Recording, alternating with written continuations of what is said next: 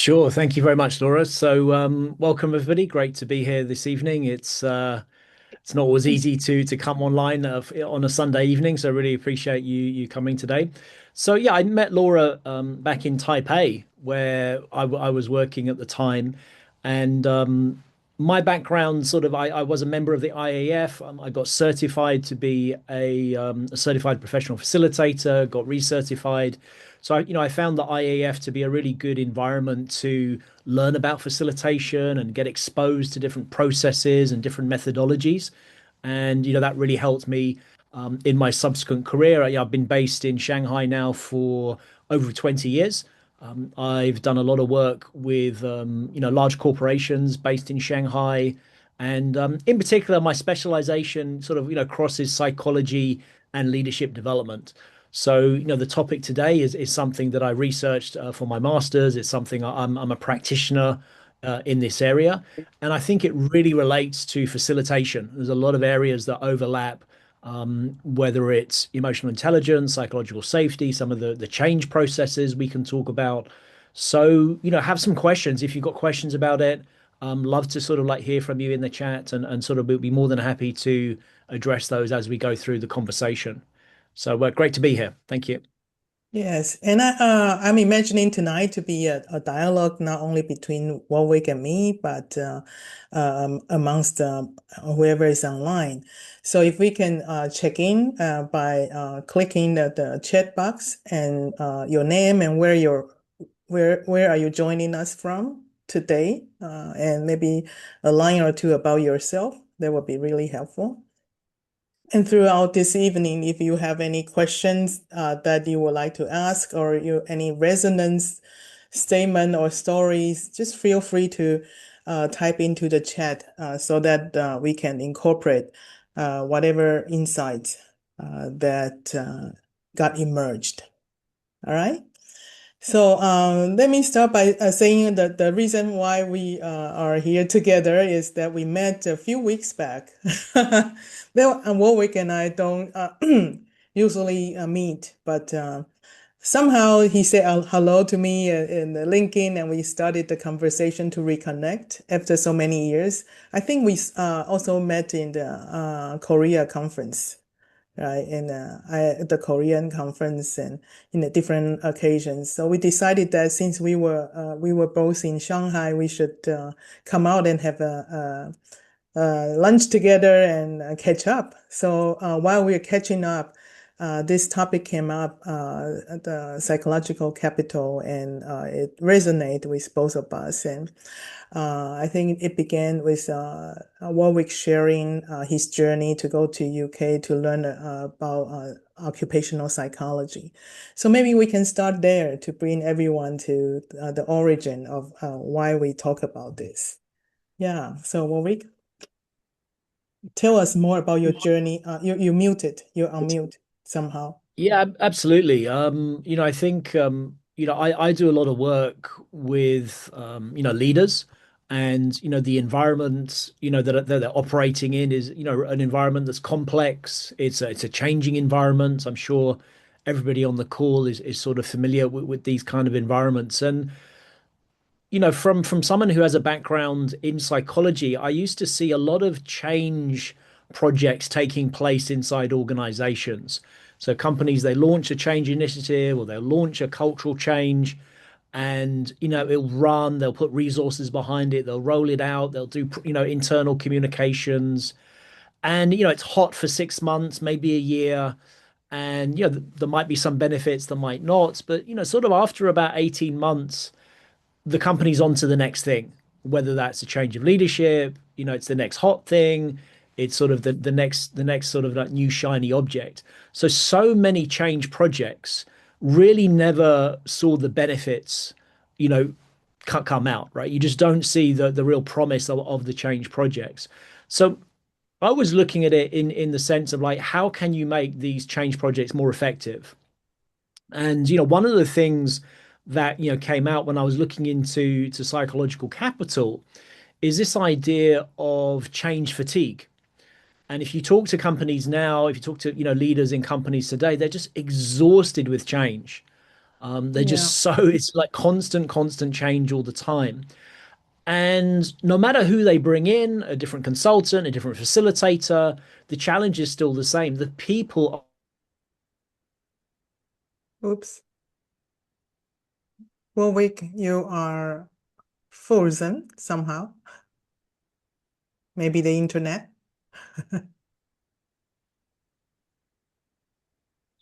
I, okay. I hope you come back. Yeah, but while Warwick is coming back, I like to share that we activate the subtitle translation function. So if you can click on the subtitle, and it will come out, and you can choose it to show up. It will have the simplified Chinese subtitle. Yeah, Warwick, you were gone for a minute.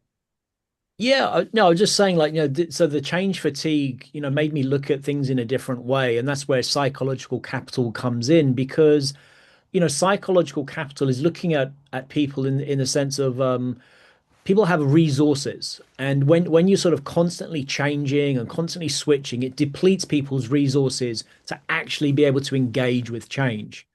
So it Mm, doesn't really matter what the change initiative is or how well it's facilitated or how expensive the consultants are. If the mm. people are not ready to move forward because they're so exhausted, then that's really the biggest drag.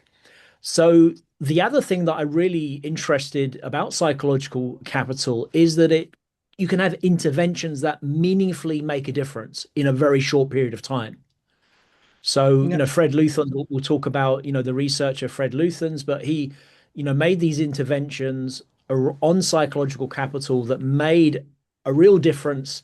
And then the benefits, if you look at it, are really around engagement, commitment, reducing intention to turnover, managing stress. So there's a lot of positive upsides that have been sort of like, shown in the research. And we can talk more about different research, sort of studies. But that was sort of the real genesis of this idea is like you can actually make a meaningful difference by helping people acquire resources.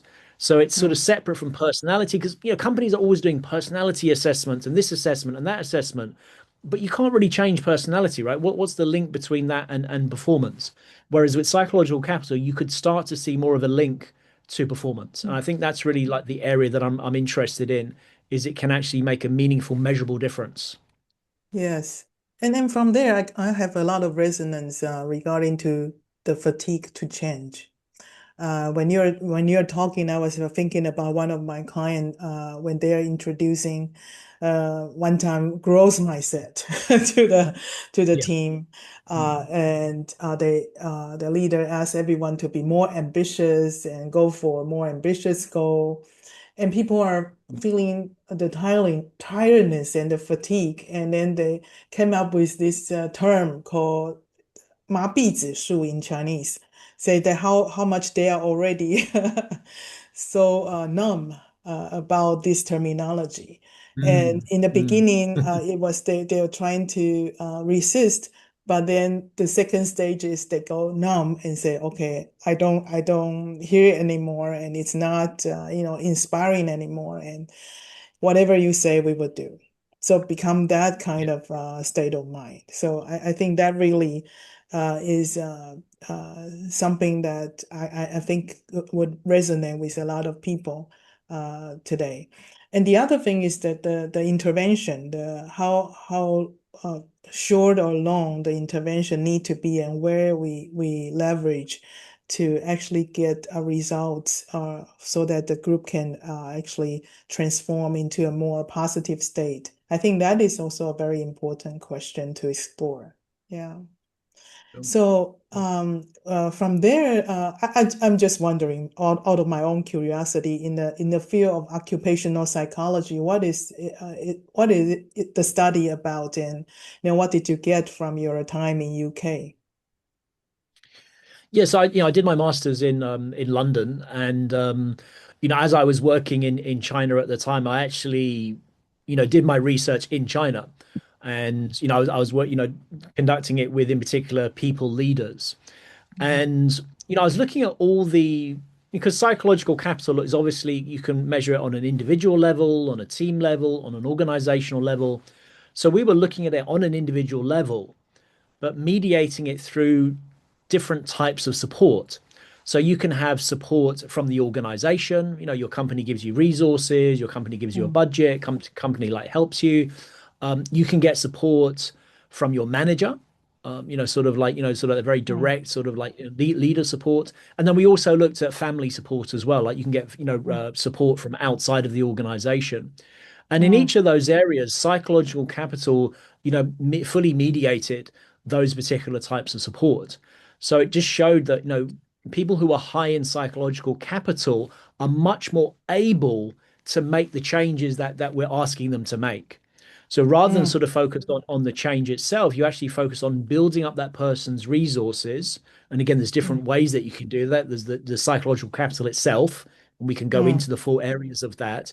But it's Yeah. also offering support to somebody who's low in psychological capital. They're not going to use that resource. So you can give all the resources in the world, but if they're low in psychological capital, they're just not able to, to Ah. benefit Mm, from that particular resource. So it really is sort of gay. And one of the things I like about psychological capital, it's still a relatively, new area of research, but it has been tested around the world. Even I just had a look at in 2024, there was a research project in China for the e-commerce sector that also looked at psychological capital with emotional intelligence and psychological safety, and again mm, showing those correlations between those three areas, and again how they produce those outcomes. So I like psychological capital because you can use it in combination. Like, some people are just really, really deep into psychological safety. Well, that's great. mm, You can use psychological capital with, your mm. psychological safety. Or if you're Yeah. facilitating a change project, you don't have to change your process, but you can use it sort of as an addition, or maybe as a way Mm, to prime people before you go into that change. And I mm, think those are things, when we measured those, the research I did for my master's wasn't actually an intervention. I should mention, but when you do have those interventions, and I do this in my own practice, you start to see people's mindset shifting. You notice how they cope with setbacks, changes. It's still tough, right? We're still operating in yes. very competitive environments, and things are difficult. But the ability, kind of like a buffer, that people have, they're able to, like when you talk about optimism, they're able to reframe the Mm, way they think about setbacks. So yeah. it's just like helping people navigate these difficulties that come up in any change project. Mm, mm. So I like to go back to the one point that you mentioned, which I also resonate a lot. That Mm, is when a person is low on psychological capital, even there are mm. a lot of resources around him or her, they are not Yeah. able to utilize or tap into it. And I saw Yes. that all the time because in organizations, there will be people who are so much into their, say, the victim mindset, or they just Mm, deeply feel that there's nothing that he or she can do that would make any difference. And if that's the case, it's very hard to leverage any positive change at that point. So if if you're a leader or you're a facilitator or coach facing such individual, what was the normal, say, the normal path that before psychological safety that people would do, and now that we have psychological safety, psychological capital, yeah. with or without the concept, what are the differences? So I think it's just understanding the area, the theory that we're operating in is something called the conservation of resources. So it's like a Mm, resource-based theory. So it's not like mm, a personality, it's mm, not like a sort of a trait style, but it's much more yeah. looking at things in resources. So Mm, psychological safety defines four resource areas, mm. which is like the HERO acronym. So Oh, maybe I resilience should or share the optimism. slide right now. Yeah. Sure. Yeah, that'd I be cool. have Um, this slide. Yeah. Okay. And so the psychological safety, I like the HERO acronym because it's easy to remember. but it looks at, for example, optimism and resilience and being goal directed and sort of, your own capabilities. And, says, if you think of things in terms of like a positive spiral and a negative spiral, kind of like, spiraling up and spiraling down.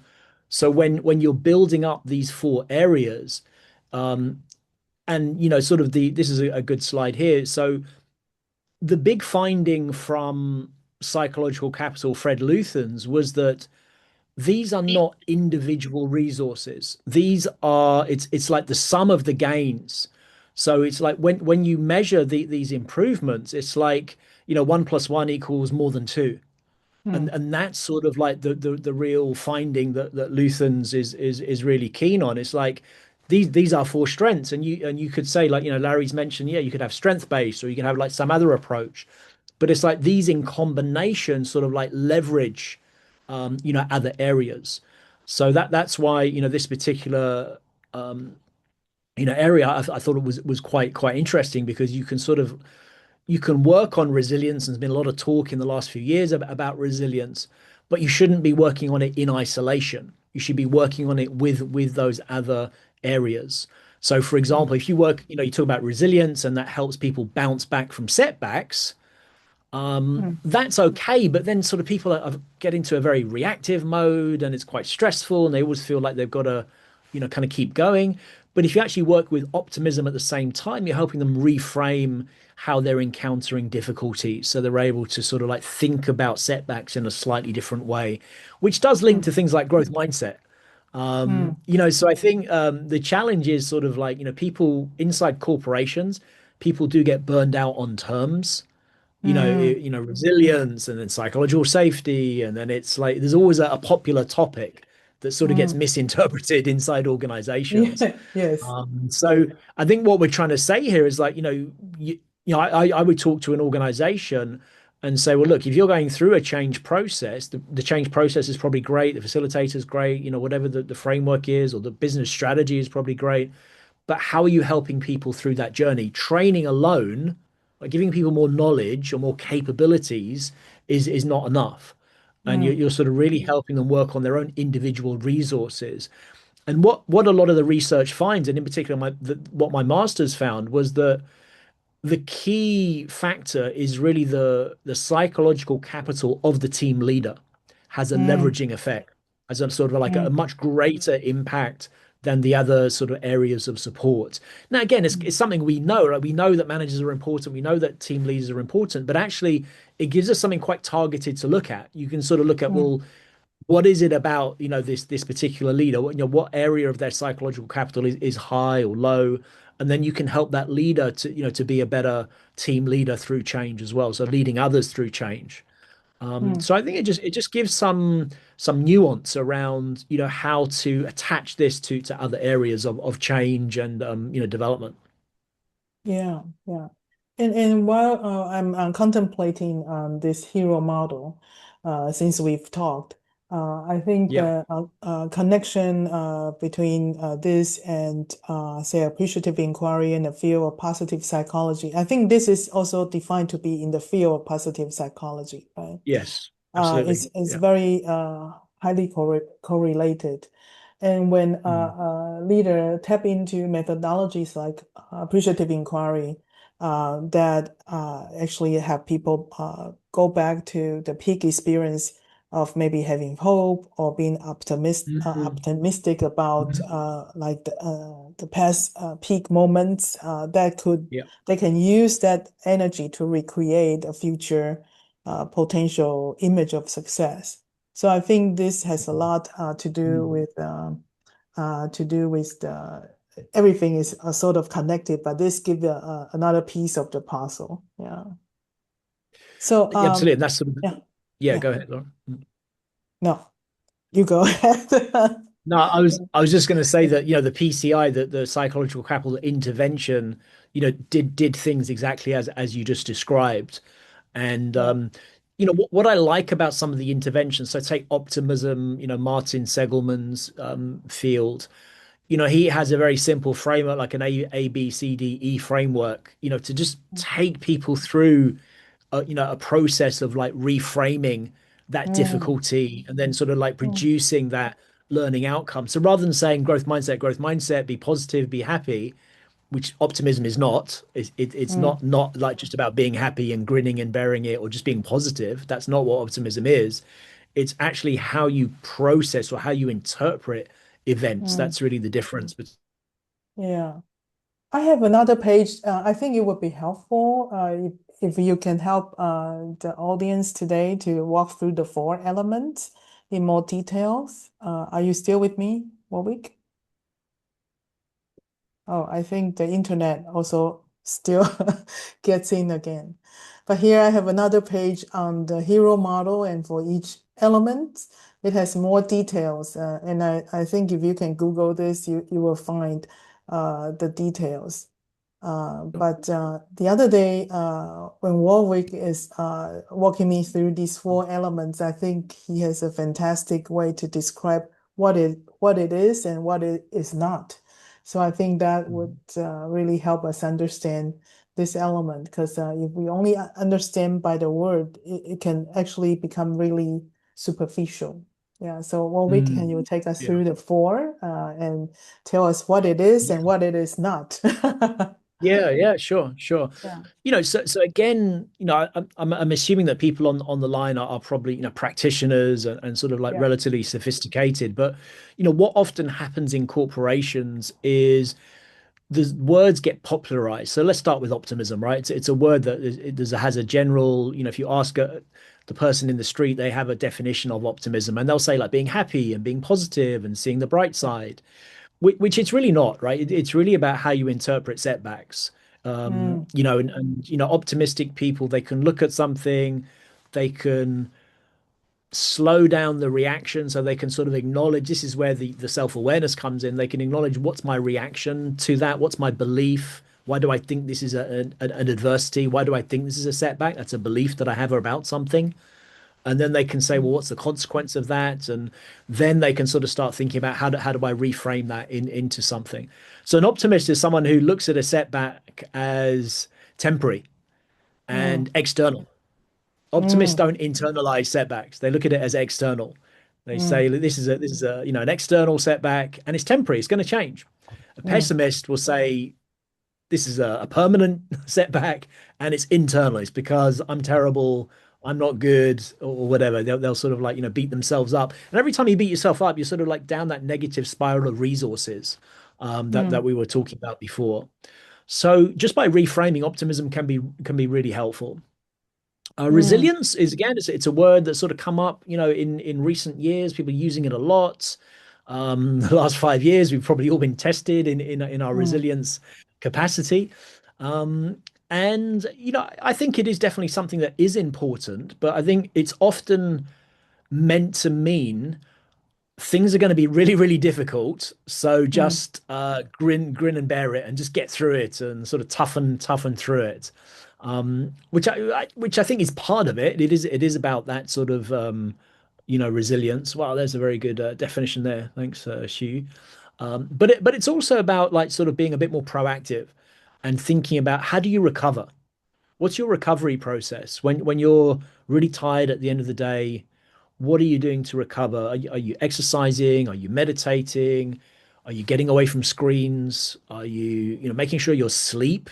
Are you getting quality sleep? Like even something like quality sleep is so important. mm, I remember once I was doing a session with a bunch of folks from a fast FMCG company in Indonesia, and we mm, were doing a topic around being more productive and I asked them, I said, how many hours are you sleeping on an average mm, business day?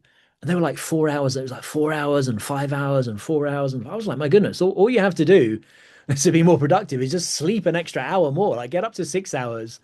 And that's mm. all the productivity training you need, right? Just sleep more. Because like it doesn't matter what technique I teach you, you're only sleeping 4 hours a night Yeah, over time yeah, is not going to be yeah, much helpful. So like, yeah. just things like that around resilience, recovery is so important. I come from like a lot of work I do is around high performance sports. And Mm, if you look at, high performance sports, a lot of it is about how do you recover, how do you sleep, how do you, meditate, how do you release your cognitive load, those sorts of things, getting away from social media, getting away from doom scrolling and sort of like binge watching, those sorts of things. mm, The other areas, sort of, hope is actually it has nothing to do with like hope, hope we achieve. It's much more about being goal driven. So this again, mm, they're using sort of a psychological word, but what they actually mean is being goal directed. mm, And in business, actually, if you look at leadership research, by far the most mm, researched area that has been tested time and time again is goal setting. Like goal mm, setting has been proven to be effective, right? So again, it's just sort of what does that actually mean for the individual, for the team? It's much more about calibration than, oh, you need a goal, but it's like, how do you talk about it? How does the leader mm, talk about it? How do you measure progress? Right? How do you acknowledge the progress that people are making? So again, you're building up their resources. Oh, you're making progress. So it's much more mm, thinking about goals as not the end state. It's not the outcome goal that's important. It is important, but it's not the only thing. It's the process goal. So it's like, what yeah, did you achieve this week? What did you do today? What did you do this month? That's where you build up someone's resources. mm, And that's sort of the thing to focus on. So by using psychological capital and understanding that we're trying to build up someone's resources, it just means we're focusing at different, in a different way. So everybody mm, has goals in an organization, right? That's not new. But are you only reviewing it once a year in your performance review or twice a year in your performance review? A lot of companies do mm, that. They only look at goals with their team every 6 months.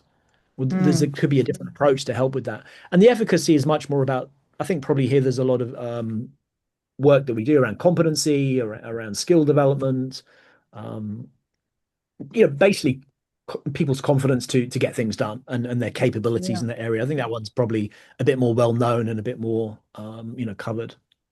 yeah. And when we are talking about the four elements, and I was thinking about from the facilitator side, the Mm. stories Yeah. also came into my mind as we are not focusing on building individual psychological capital. We're looking at the group Mm. and how to Mm. create an Mm. environment or a container that they have Mm. this kind of collective psychological capital that they can draw Yeah. on or, build together. Yes. For Yeah. example, when you talk about the hope and the goal directed, I Mm. think in corporate world, we don't we are not in lake of KPIs or Yeah. target numbers, and those are Mm. not to me not goals. Those are like Mm. given for a lot of people just a burden of another Mm. target to Mm. achieve. But when we talk about goal directed, it's almost Mm. like the inner light that it will give you an inner drive that you would like to strive for something meaningful or something worthwhile.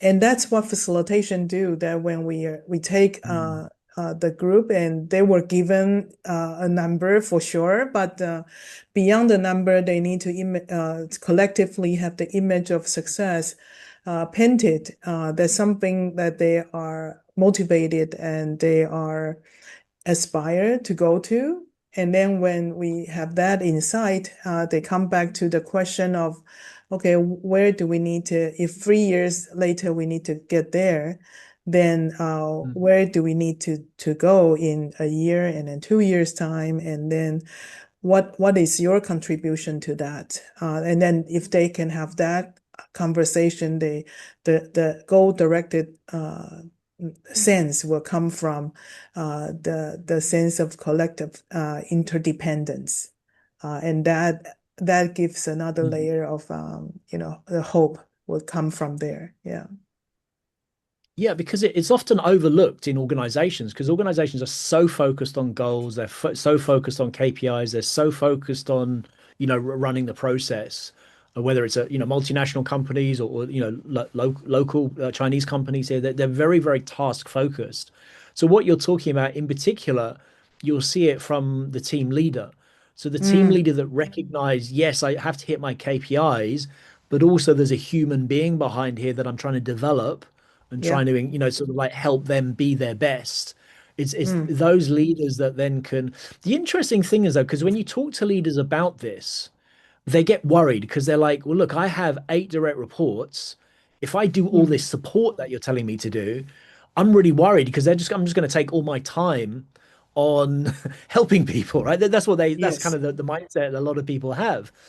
But actually, the interesting thing is when you look at the research, it's actually support. Mm, Support actually makes the difference.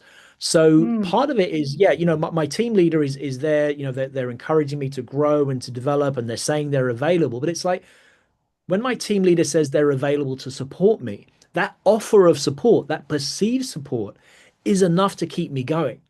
I'm not going mm, to go to my team leader every 5 minutes, for obvious reasons. People want to show their efficacy, their capabilities at work. People are autonomous, they're self-direct, they're ambitious, right? They don't want to, sort of like go to their manager every 5 minutes. But the fact that I know that my leader, my line manager, my team leader is available for me, that is the thing that raises the engagement, the commitment, the reduced turnover, and you get that benefit of the psychological capital.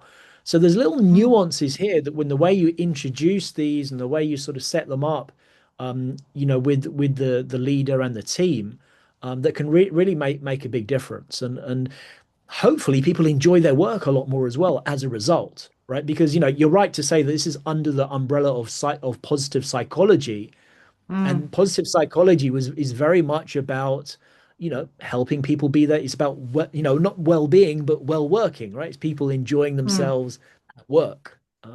Yeah, yeah. And when you're talking about the example of perceived support, I thought of a the facilitation process that Larry is online. He we used to do for the group called the interdependence matrix. That you actually, when you have a goal, a collective goal, then there are say 7 different roles or 8 different roles in the team.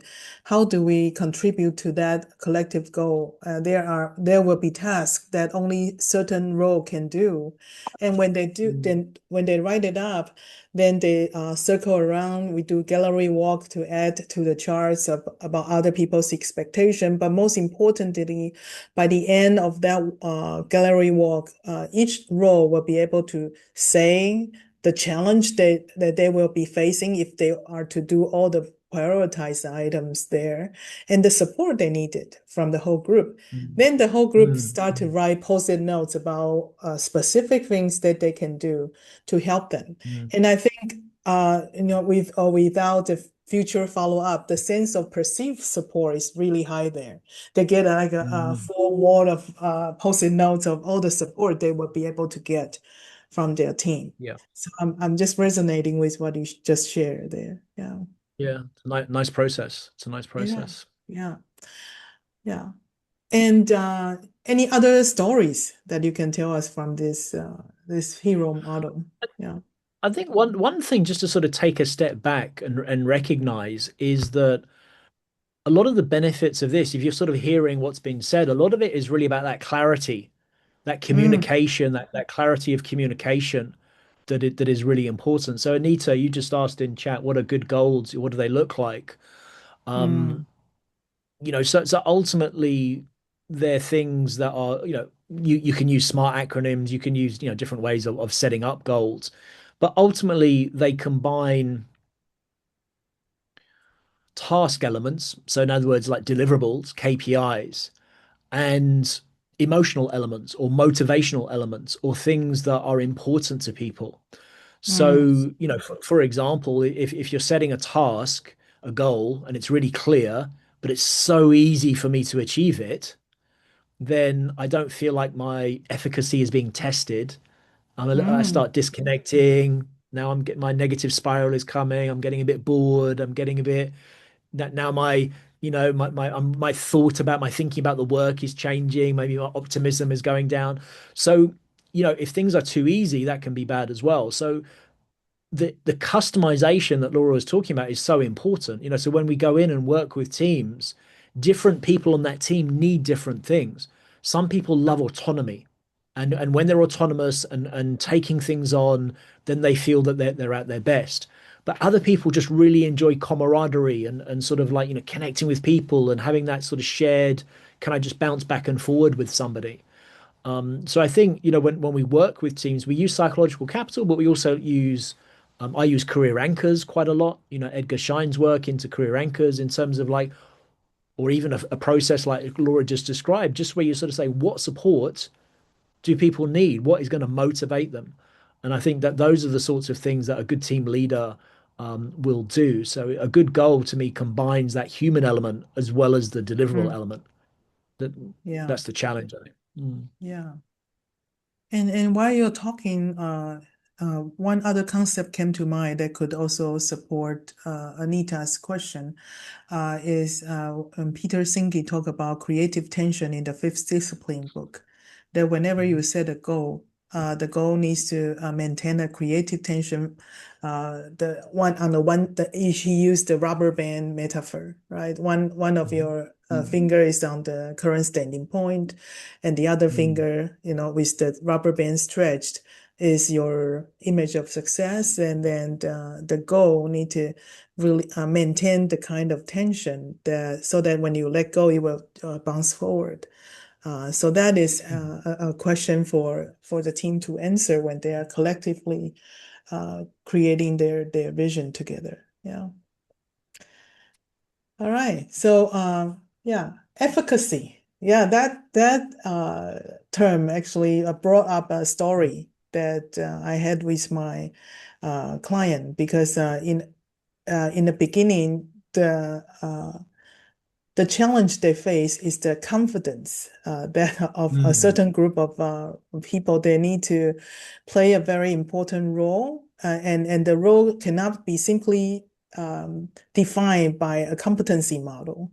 It's a complex. Mm. They are required to deliver very complex and high stake uh, responsibility, and it's very hard to Mm. train. So the Mm. when my client was talking about how to create a program that can give them the more confidence Mm. to Yep. fulfill the role. It comes back to when we discussed, we decided to use efficacy, the word efficacy instead of confidence, because confidence is very hard to Mm. measure and a lot of Mm. subjective Yep. uh, Volatile. Mm. element in Hmm. it. So we come back to the concept of efficacy, and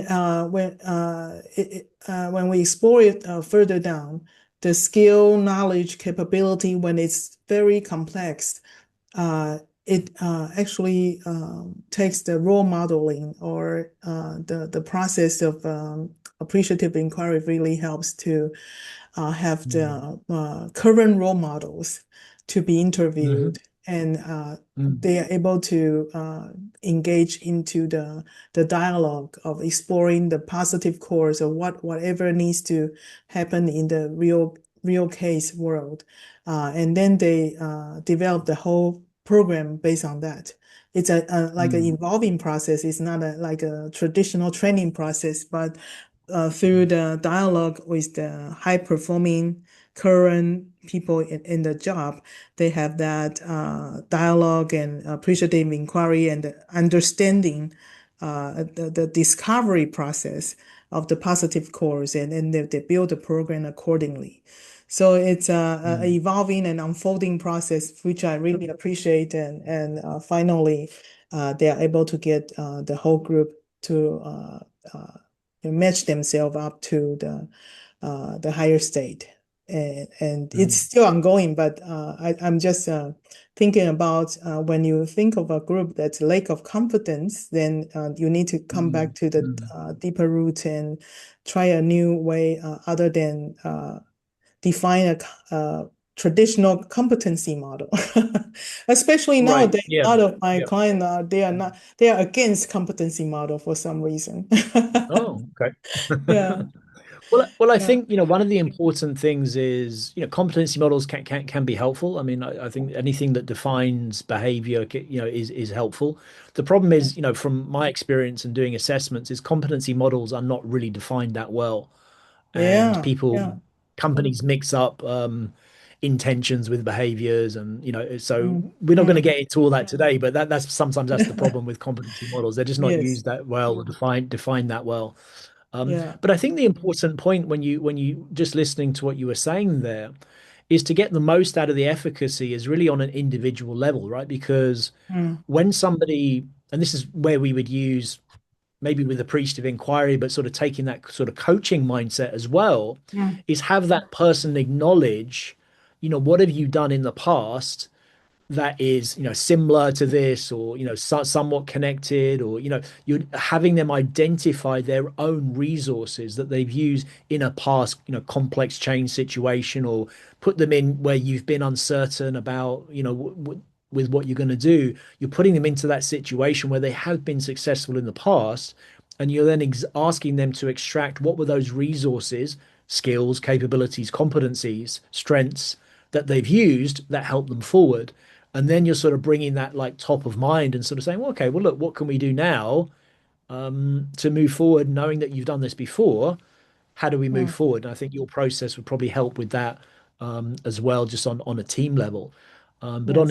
on an individual level, using that resources mindset, what we're essentially asking them to do is identify resources you've used before, because they're probably going to be things that you're going to be comfortable using again. Yes. Yes. Yeah. So, coming to the third one on resilience, I Hmm. thought the story that I thought of is the way we help a group review their journey, and say for the group that had a rough 2, 3 years of change, and Mm. when the change management was not managed that well, the group almost have some trauma that they need to Mm. process Yeah. and Yeah. recover. And in facilitation, we have this way of having the whole group review the process and decide uh, and to look at a higher level from the balcony to see what's happening of the Mm. past 2, 3 years, and start to give the setback a place, give the challenge a name or something, and they can decide at this point to turn the page. Okay, that's what we had in the past, and we can almost have a new decision today. What are we going to carry forward, and what we are going to leave behind? I think for the resilience, I think the World of Wonder process of the history review process would really be helpful. But for the practitioner, the challenge is to develop the question that fits the group's need. Yeah. Yeah, I think the challenge with resilience is that people often think of it as an event, right? Something happened, now you have to bounce back from it, bounce Mm, back ability. But really, resilience is a process. It's something, it's more like creating a buffer. mm, So like I'm an endurance athlete, right? I do, triathlons and long distance swimming and marathons and these sorts of things. And if you want to sort of build up to those endurance events, it's mm, not something you do in a very short period of time. You can't mm. just suddenly go out and do an event like that. You'll really damage yourself. Yeah. In Yeah. in the same way with resilience, right? If you haven't fully created buffers and resources for those difficult times, you're going to find it difficult to, pivot from these setbacks. You're going to get thrown around a lot. So when we Mm, think of resilience, we think of it being much more proactive, not like recovering from setbacks, but more mm. like how do I prepare myself? How do I like we're going on a trip together, right? We're getting ready to go on a trip. What resources do we need on this trip? Um, to so I was watching. Oops. Oops. I think Warwick just dropped out. Okay. We need in the same time we're waiting for him to come back. I will just share a story about the optimism. Instead, so we will wait for him.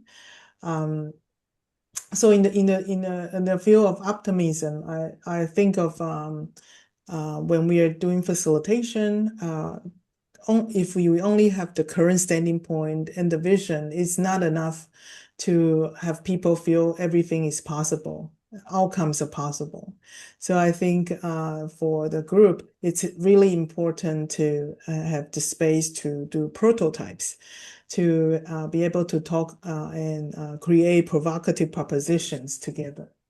And the provocative proposition, if you are aware of the appreciative inquiry process, it asks the group to fulfill four criteria. The proposition needs to be provocative and be grounded, and it's desirable, and it's stated in a bold term. So if the group are able to create provocative proposition, it's actually building the bridge to make it possible. So usually if they have created, they have the eyes to see, yes, this is happening. This will happen. Yeah. Okay, Warwick, you're back. Mm. All Yeah, right. talking about optimism. Yeah. Yeah. So But again, you were talking about resilience, but you drop out, so I started to talk yeah, about so, no, yeah, no, absolutely. I mean, the point I just wanted to make was just sort of the metaphor of the journey. And I was watching a Matt Damon, it was a very strange Matt Damon movie yesterday. It's like two people oh, in the movie, and they're walking out in the desert. There's almost no talking in the whole movie, and all they're doing is walking around this desert. And it was based on a true story of these two people who went in to do some hiking, but didn't prepare at all. They didn't have any water, they didn't have tents, and they were just wandering around. They got lost, and then they were like wandering around for days. So what they were asked to do was use all their capacity of resilience, right, to bounce back, to tough it out, mm, to get through that. Whereas really what they should have been doing to equip resilience is thinking through what's this environment we're going into, and what are mm, the resources we need to try and at least prepare for that. And when I do my endurance races, you can never fully prepare for everything, right? Because things can go wrong and unexpected things happen, and your body, you can never fully prepare. But by thinking ahead, and this is a little bit where the hope comes in. You're sort of thinking about your goals. This is where the reframing of optimism comes in, where you're sort of reframing setbacks and trying to find adjustments to it, that you're able to sort of like make those pivots. And I think going back to your original point about growth mindset, that's kind of what growth mindset is. It's kind of like yeah, being able to face challenges, take on even greater challenges, have a setback, make a little adjustment, and then sort of move on. So I know maybe some of you are familiar with yeah, like agile methodologies or those sorts of things, or experiments. We use that sort of concept quite a lot, just to help people cross the river by feeling the stones, right? yeah. And I think a lot of time in corporate world, the issue is a lot of terms are being used or interpreted in a not the original way. For example, growth Mm, mindset. When my colleague and I were mm, talking after the interview of our client, and they were talking around growth mindset, and we find out that underlying assumption or their inner self-talk is that mm. this is something that the company want us to take a higher sales goal, right? So it's the Yeah, way they push right. us into the growth mindset, the growth being interpreted to the growth of the number. So Yeah, yeah, whenever yeah. your Right. boss give you a bigger Yeah. number, you should take it. Otherwise, you are not living in the not living in the growth mindset. It's Yeah. a very literal So definition. Yeah, yes, absolutely. yes, yes. Yeah. I mean, it's the same with like psychological safety. Recently a lot of people have been coming, I mean, psychological safety has been around for quite a while, but Yeah. a lot of people in corporate come to me about psychological safety and this and that. And what they actually mean is like making it comfortable for people, Oh, making the oh, environment safe and because it says safety, right? So it must mean yeah. comfortable, but actually that's almost completely the opposite Yes, of how psychological safety was actually developed, right? It was to be developed in an environment of challenge and conflict, actually. And how do we, yes, in that environment of conflict and challenge, how do we still stay constructive and be able to, to work things out and to de-risk the situation? So, yeah, 100%. Safe enough to risk. That's a good way of framing it, Larry. Absolutely. Yeah, we've got to yes. make it safe enough to risk. But often when people talk about it, they're saying like, no, it's in the absence of conflict, and which is again a little bit challenging to think about that. Yeah. So you have anything to comment on the optimism before I flip the slide? No, just what I've said before. I mean, I Oh, use the work of Martin Segelman, who really did a lot of work in this area. Optimism is just that reframing, and I think I've mm, made a couple of points on that already. So I don't have anything else to yeah. add on that. Okay, great. So let's go to the second page, the next page. Yeah. I think this is something that when I'm putting this slide together, that struck me that psychological capital is state-like. It's sensitive to context and interaction, and it can be activated or depleted by how people work together. So it's not like human capital is something that you know, or social capital that who you know. Psychological capital is about how you show up when it matters. So that I think the process, when it's defined this way, it has high relevance to facilitation is because when the group come together, how you work together, the way you work together can activate or increase your psychological capital or deplete. Yeah. So the values of participation comes in here. How do you engage people? How do you create a container for speaking up? I think that's all being, I think wrap around of this concept. Yeah. And then when I look deeper into uh, how they do the development of and the test, I think this concept of micro intervention that they do and get results really shocked me. That when they do this, it's very short intervention, 2 3 hour thing, and highly structured. They pick one psychological capital as focus, and they design for measurability. And I look into the details. The question they use, just like what you described, is almost appreciative inquiry type, like going back to a moment in your life that you have hope or something, and then extract the essence from there, and then project, to the current or the future. The and with that short intervention, in their case, is at the individual level, not the group level. The brief input, targeted exercise, individual reflection and action plan, such short exercise, when afterward they measure the increase, it's obviously increased. So I'm very shocked by that. I don't know whether you're aware of these experiment that they've done. Yeah. Yeah, it's called the PCI, psychological Yeah. capital intervention. Yeah. Yeah, I think like any sort of research, you really want to think about the replication of it. Yeah. I would say that just sort of thinking about in the corporate environment that I'm operating in, companies over the last few years have spent a lot of effort and money trying to teach their leaders to be coaches and managers to be Mm, coaches. And to be honest, a lot of people struggle with yeah. being a coach and a leader. And something like the psychological capital intervention can actually be a lot more effective way to make that change because when you actually build up your team members psychological capital, you're then enabling them to make those things that you're trying to do in inside of coaching, right? And inside coaching, you're setting a goal, you're looking at your current state, you're looking at your obstacles, resilience, right? You're setting a goal, hope, right? Looking at current capabilities, efficacy, right? you're, Yeah. you're going back and forward about how they're feeling about that, so you're using a lot of areas of psychological capital. But with the PCI, it's probably more effective to actually just do something like that every 3 months with your team or with an individual. And then you don't have to be like an ICF certified coach Mhm. to do that. So, I Yeah. think there's something to be said there about what actually is effective because, I've been doing this for a long time and I've seen managers struggle to adopt a coaching mindset. They ask Yeah. leading questions.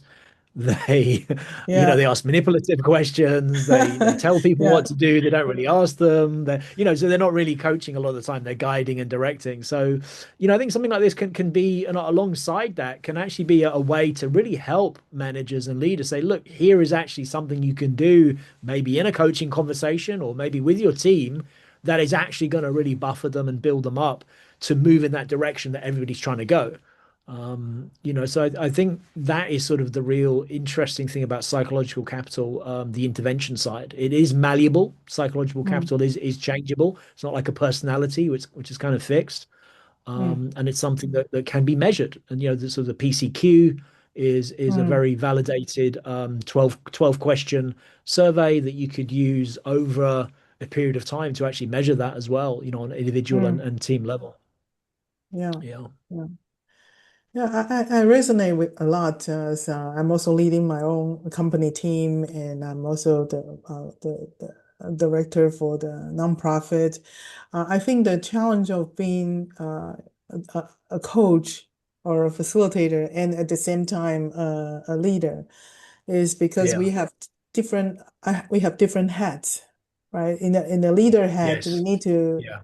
make sure the bottom line is delivered, right? We need to make sure that the task is being cared for, right? And Mm. in coaching, you're developing the individual, and maybe at this moment they are not up to the ideal. Yeah, and there's a learning process. Yeah, and for nowadays, when the pressure is high or the change is quick, there is no way to wait.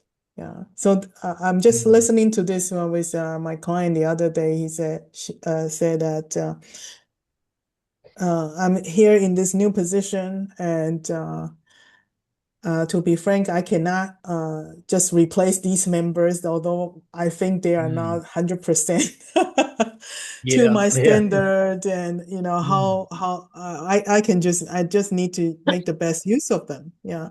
So I think a lot of times the situation is like that. Yeah. Yeah, Mm. and Yeah. and and Yeah. what you say what really matters is to leverage this PCI or PCQ and maybe over a period of time. But in the end, I think for leaders, you have the bottom line to care for. Then finally, when you need to make a decision to within your power to change some members, maybe you still have to do that. Yeah.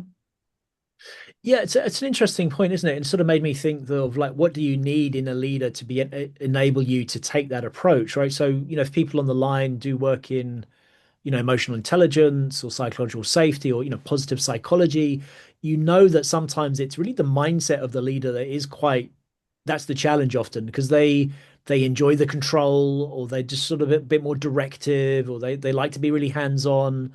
So sometimes that can actually be the barrier and sort of like, Mm, coaching, them to think about a different change or a different way of developing people can be half the battle. So it's often worth just to sort of see where's the leader thinking, um, where is their mind? I mean, some leaders are really good; they really get it. mhm, But not every. I find I work a lot with technical leaders, who are in technical backgrounds and they're very process driven or very sort of like data driven, and they sometimes forget that they have to work with people.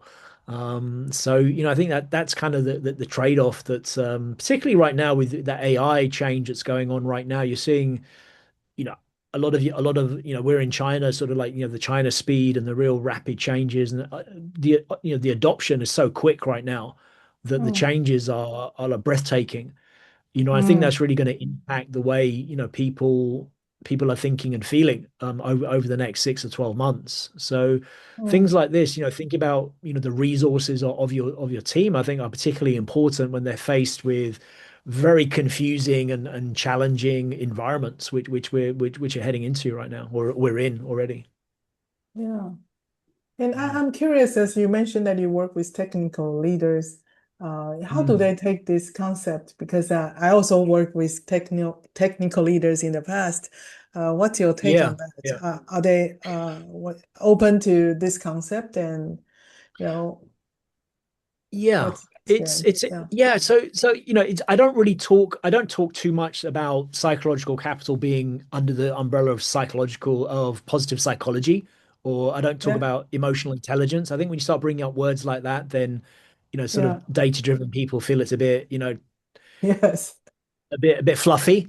yeah, The good thing about psychological capital, it's very much it's very measurable, it's very evidence based. It's all yeah, all of the I mean, right from the beginning, the founder Fred Luthans, that was one of his like real sort of mm, drivers was to make it measurable.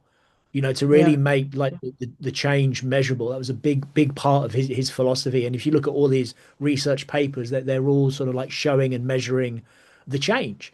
Yeah. So you can use that data, you can use the PCQ. It's very easy to administer, it's very straightforward. It's a good assessment. So you can show the data, you can show the numbers. Mm, And then, it just requires. So I think if you get them to buy in at that stage, sort of make it, lean into the data and the science and the evidence-based nature of it, then, they're more likely to buy into it. So I yeah. use that kind of approach rather than talk about feelings and emotional intelligence and positive psychology and that side of things. Yeah. Yeah. I think measurable is really comforting for Right. for the Yeah. technical leaders. And when I Yeah. was reading Frank Luthen's work, I think Mm, he brings another element to the positive psychology because we do have tools like Strengths Finder to help mm, individuals find their strengths and develop on their strengths. mm, And I think this is a good way to go into the working environment and what helps people thrive and collectively, maybe individually and collectively. mm, So I think mm, this mm. is will be helpful. Yeah. Yeah. All right. You just remind me of, like, I was talking to a client recently, and he used this term invisible ROI. And sort Mm, of this is sometimes the challenge of the work that we do, is sort of the ROI is just invisible, right? mm, Companies very rarely measure, like, sort of like the results from interventions or leadership development, or, other than, happy sheets, or sort of like, how did you feel about it? And I think this sort of overcomes a bit of that, where you could actually show the measurable improvement, at least in the psychological capital. mm, And it's relatively inexpensive. You don't have to do really expensive 360s, and it's not super complicated. So I think, yeah. in the environment where you've got to do more with less, companies are moving fast, people need simple things that are effective. This, I think it adjuncts quite well with other tools. Like, you could add on to strength finders. You can add this on to Mm, appreciative inquiry. I think it can, mm, help, sort of change processes that you're facilitating. So I think it's a sort of a nice adjunct to mm, something like that. yeah. So let me go to my other pages.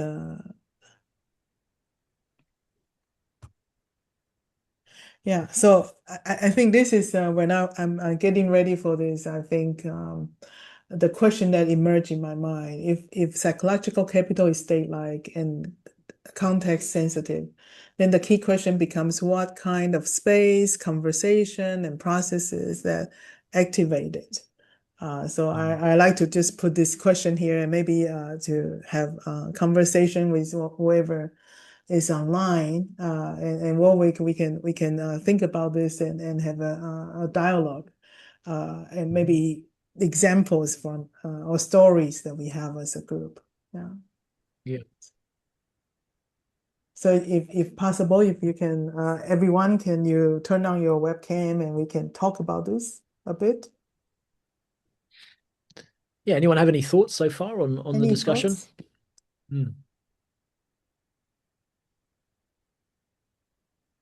Hi, Larry.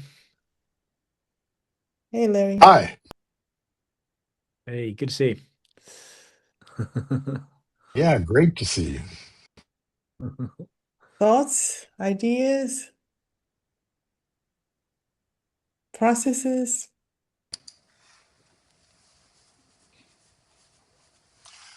It I don't know if this is an answer to your question or not. The or it maybe I should ask another question. Well, no, it feels like there's both. This is like a context statement. There's a Yeah. context we have, and there's a context that's growing, Mm, and so at the same time. And mm, so the psychological capital, the group that you have, and the individuals have a current psychological capital reality, yeah. and we're trying to build that as we work. Mm, So in design, I'm trying to understand sort of the safety of the work, so that I know where to start the processes, where is the capital to at all? And mm, then as it works, as it builds, then more and more risk, more and more the group has and individuals will have the capacity to take on more. mm, So I was just working with a group in Korea, and there was several things from their past that needed to be revealed for themselves to reflect on it so that they could then look at the future. mm, So I did a what's called a wall of wonder, which is a historical scan exercise. But the reason it was so powerful is they could tell their stories and realize the journey that they had been on and that they were no longer there. mm, In other words, that the state of their psychological capital has changed. mm, But they needed that reflective piece to rehearse that mm, so that they can then talk about how to increase in the future. But first they had to affirm the fact that they had been on a journey, that it was a very painful journey, but that they were in a different place in that journey than they'd been. So that was what I thought of. Mm. yeah. I think it's a Yeah, good example. Yeah. yeah. You almost need to have some kind of diagnostic process before you start this session. And one of these is where are they psychologically as a group? And a lot of times, one of these four elements would have a obvious negative or blank for my cases. Sometimes you find, okay, they have a hole here, they have a blank here, and they do have something here or there. So how do we make the most use of what they have, and then collectively build what they don't have? Yeah. Anybody else? Any thoughts so far?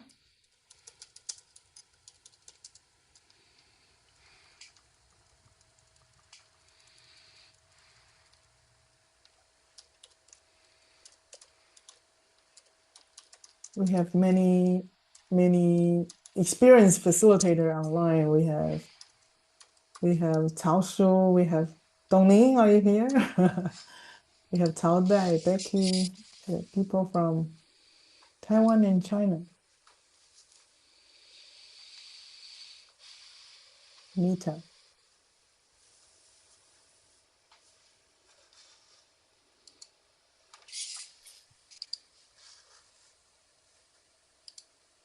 Okay. I mean, I was just thinking about, what Larry was Mm, saying there, and also Laura. I think just the way I think about psychological capital is, it's like as Larry said, it's something that already exists, right? So it's as if mm, we're imagining, in sort of using an analogy of finance, right? So imagine, I call in a financial advisor. I already have a mm, portfolio, I already have an income, I already have different investments already there. And the mm, financial advisor is coming in to say, how do we need to mm, rework any of these investments? Should we be leveraging a certain area?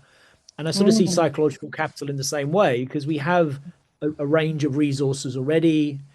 And Larry gave a good analogy of, like, the past history is going to affect where they are and where they think they're going. And I think that's really helpful. So I think it works with a lot of different processes. I think you can really use it with many different processes. But mm, ultimately, the way I think about psychological capital is when you do that wall of wonder and now you want them to move forward, the acknowledgement, the self-awareness around psychological capital just equips them a little bit better to make those moves forward. So you're helping them, mm, and maybe you do some interventions to support them in those areas. But that to me is sort of the real advantage of the psychological capital. And I think, as Laura, you say, well, what if, one of these is really depleted, right? You might then sort of need mm, some extra work in that area. But I think it just recognizes, from going back to what I said right at the beginning, just sometimes the gap of any change, right? We have great processes and facilitations and models, but we sometimes forget it's the individual person that has to make that journey, mm, by themselves. And I'm an endurance athlete, and I can be in a race with 1,000 people doing a triathlon, doing a marathon, the only race that matters is your individual race. It does not Mm, matter what anybody else in that race is doing. Someone's going faster, someone's going slower. It has no impact on your race, right? The only thing mm, that matters is your current state, right? Your resources that you have. And it's based on how much training did you do? Did you have nutrition? Are you, how fast did you go? So the analogy really holds up in business, right? It's we're all heading in that same direction, but ultimately it's my resources, my where are my current resources right now that help me, move forward on that journey. And like, going back, if I have like a very close relative that's really ill and every day I'm in the hospital, my resources are getting depleted, right? mm, And sort of mm, psychological capital just helps you sort of acknowledge that it is the conservation of resources that we have to, manage as much as mm. capabilities and KPIs and all the other things, that frameworks and processes. So I really sort of see it, running alongside and being a nice addition to a lot of other things. I'm not as experienced as some facilitators on the call here, but I'm reasonably, I'm reasonably familiar with a lot of processes, and I can really see, when you look at it as a change experience, then psychological capital can just give you some insights into helping people navigate that change journey. Because change is good. You go first, right? That's the best title of a book. The best title It's of a book that I, also that I have on the shelf. Yeah, Larry. it's also having those four perspectives Mm, can in facilitation. Part of the question you're trying to figure out is what is the reflective loop you're trying to Mm, support in the individuals and in the group, and mm, having those mm, four perspectives, mm, either as Laura was saying, where you notice one is depleted, so you may want to do something on that to reinforce. But just having those four is a much more comprehensive way of yeah. looking at the resource reality of the individuals, but also of the group. And so Mm, it's not an either or choice, but it's mm, anyway, I appreciate it. yeah. yeah. Well, what Rick is talking about, the example, I was thinking about one thing. It's important to use it as a communication tool with the sponsor, because sponsor might have their own urgency of moving into the task. If you say it's a 2 day workshop, they want to do it in 1 day, right? But how do you Right. tell them Yeah. that we cannot do that in 1 day because we don't have enough psychological capital to go that far that fast? Yeah. So Mm, and so that's why I was saying recent program, they say 1 day, I say, well, minimum a day and a half, and because this and that. And the question is about the psychological capital, but I use a more other language easier for the sponsor to understand, and they agree immediately. Yeah, so we do mm, need to have a way to describe the if they are only doing thinking about the workshop as fulfilling a task, having the three goals decided. How come we need that long, right? We don't need that much time, but they knowing the group dynamics and the psychological capital state, we will be able to communicate what is what is needed for the group. mm, Yeah. mm. Okay, so let me see what I have. Yeah. The other, so this slide, I put it here is when we think about facilitation encourages the participation of all relevant parties, sparkles, creativity, guide people through the process to achieve shared goals, thereby fostering a sense of ownership among participants toward the outcomes. So when we are thinking about our role as facilitator, since this is facilitation week, that there are many places in within this definition that we need the help of psychological capital. Because if we want to encourage participation of relevant parties, some of the parties might not want to engage.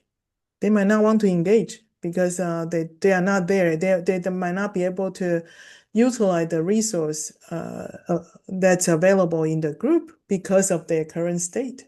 Yeah, so you will constantly be thinking about how to find the puzzle. The puzzle is being held by certain individuals, and they are not at the uh, psychological state to give it out. So that would be one issue.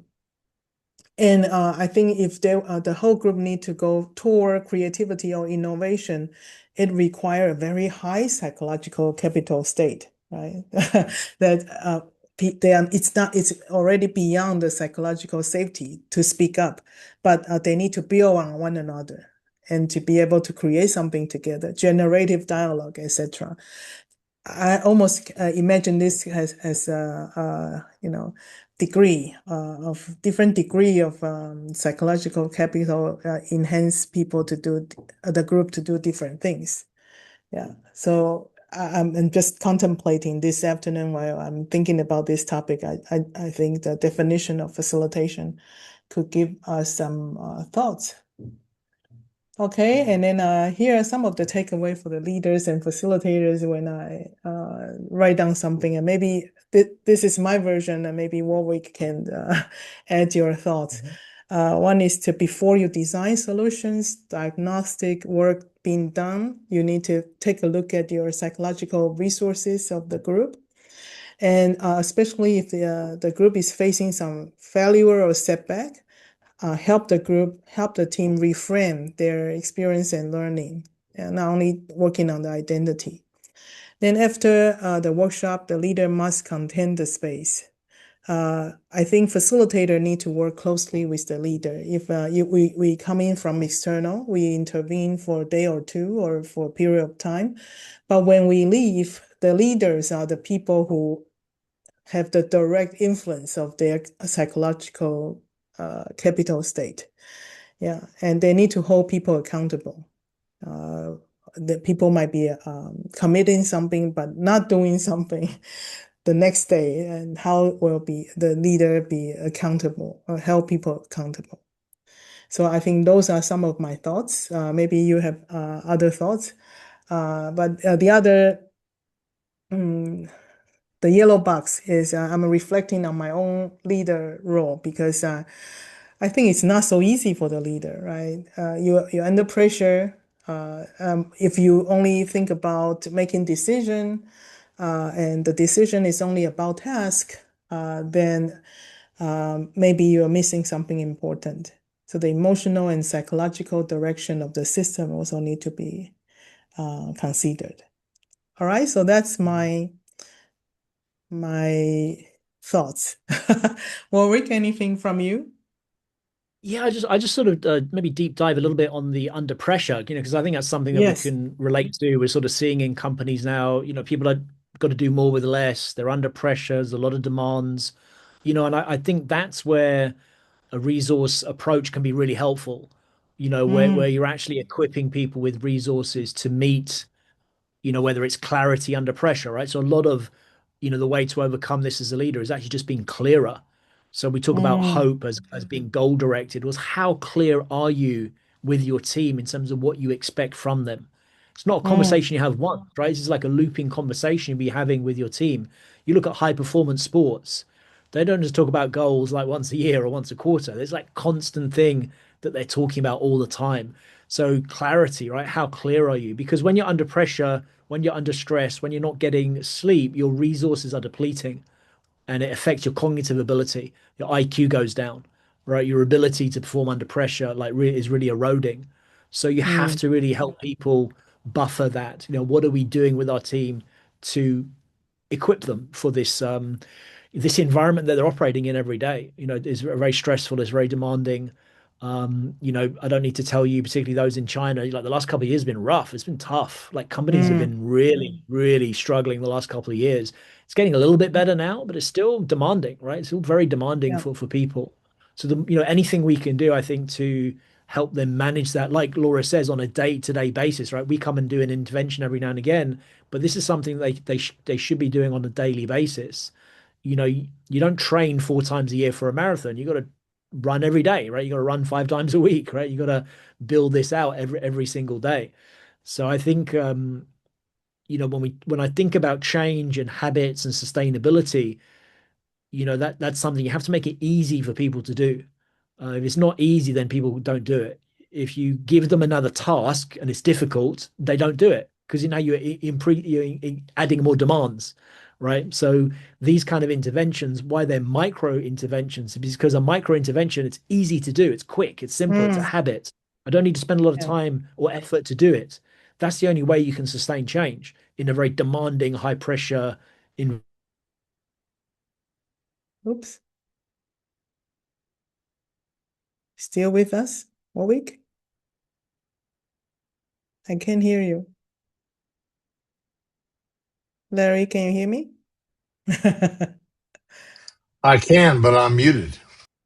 Ah, okay. Yeah, I think Warwick will come back in a minute or two. All Okay. right. Yeah. Yeah. I think that's Oh, all I wanted to say. Yeah, I he's think back. covered it all. Covered it all. That's all I wanted to say. Appreciate you. I appreciate your time Yeah, today. Thank you for the conversation. Do we yeah. have time for questions? I don't know. Does Yes, we anyone have do, any we questions? do. Originally, it's Mm, a 90 minutes, but if we cover everything, mm, I'm fine. Just it's Sunday night, right?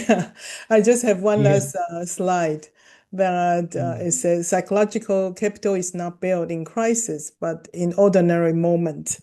You yeah. almost need to build it from the day-to-day process, not think about, okay, we now have a change, we have a crisis, then we start building it. Mm, When Warwick just talking about leaders and taking care of people, individuals, leader actually need to take care of himself or herself. I'm getting mm, this insight because yeah. I need to do that myself because stretching individuals to the maximum we can do that once or twice, but the ordinary moments we do need to do some self-care and the me time and whatever healing work that's needed. Yeah. All right, so if we can all turn on our camera and let's have a final checkout conversation. Maybe everybody turn on your mic, say your name and maybe a sentence or two to close today.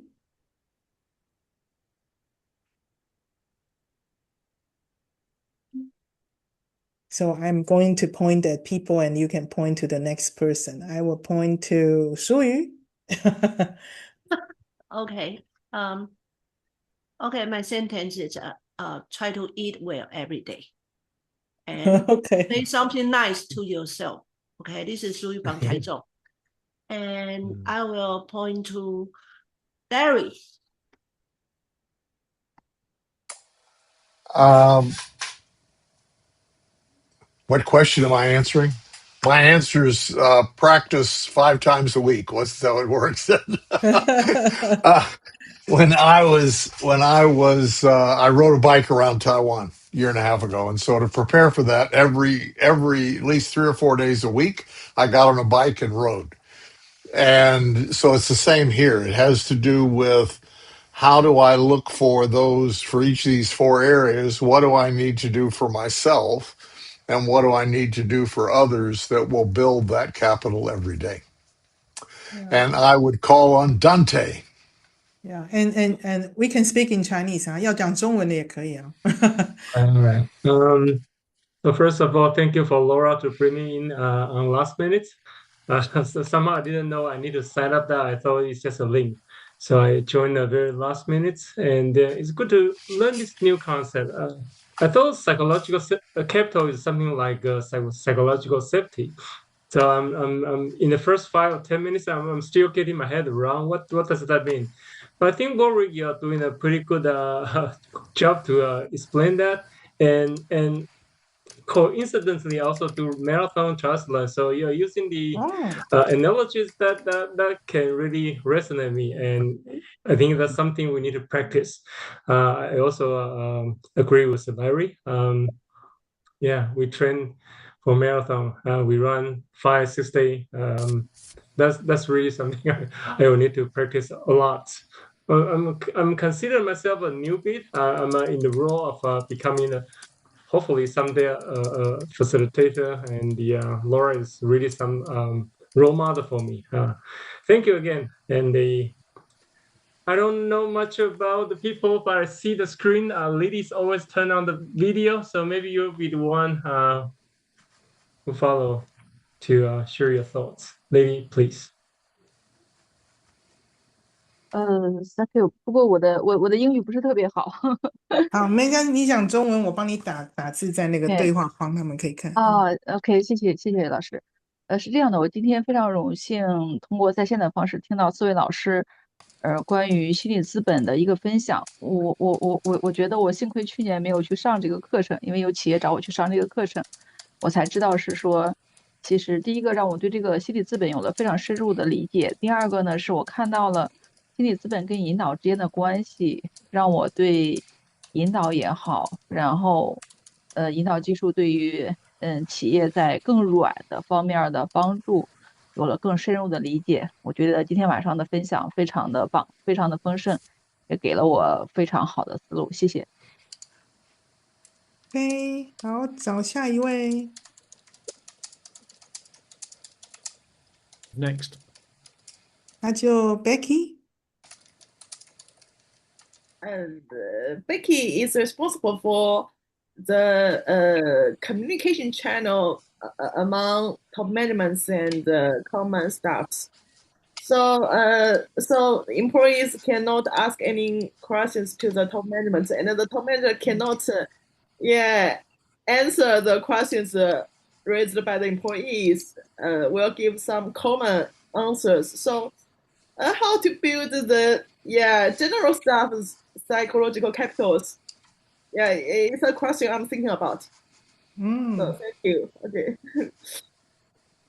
OK， I 下 will 一 point. 位。 Okay, I will point to Ning. Okay, Ning, he from Beijing. Okay. Hello, hi. I'm Ning from Beijing. It's very nice and to have this opportunity and to learn more about psychological capital. And for sure, for me, it's like similar concept like psychological safety. And it's good to have this model, hero, and to have more understanding about that. And also quite impressive about the first thing is to take good care of self and then look after others. Thank you Warwick, and thank you Laura. Thanks, Ning. Thank you. Okay, we have Angela. Hello, thank you for the fruitful sharing. I mean, it's really a lot, but actually, it's really a basic for all of us as a facilitator or as a human being. So let's say enjoy it and also remember it and practice it. Thank you. OK， Thanks, Angela. All right， 那个 MK 掉下去了，我想很怕讲英文的样子。OK， 好的，谢谢大家。Thank you everyone for your participation tonight. Thank Thank you. you. Have a good rest of your weekend. Thank you. Bye-bye. Bye. Bye. Bye-bye. Take care. You too. You too, Larry. Take care. 拜拜拜，拜。淑瑜。你拿那只 Bye. 是什么？好可爱。你静音了，所以我没听到。一只会闪闪发亮的熊，但是现在没有电池了。